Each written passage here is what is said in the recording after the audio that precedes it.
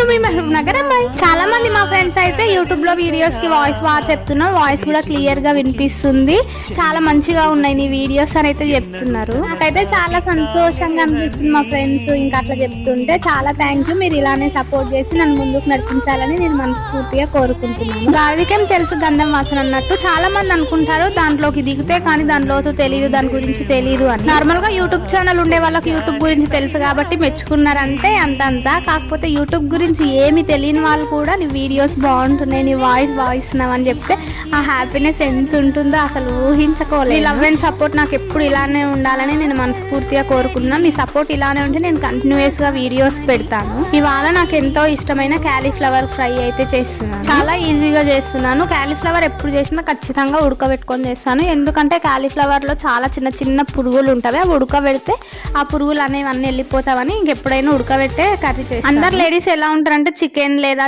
చేపలు మటన్ తీసుకొచ్చినప్పుడు కొంచెం తీసి ఫ్రిడ్జ్ లో పెడతారు. నేనేమో క్యాలీఫ్లవర్ తెచ్చినప్పుడు తీసి పెడతాను.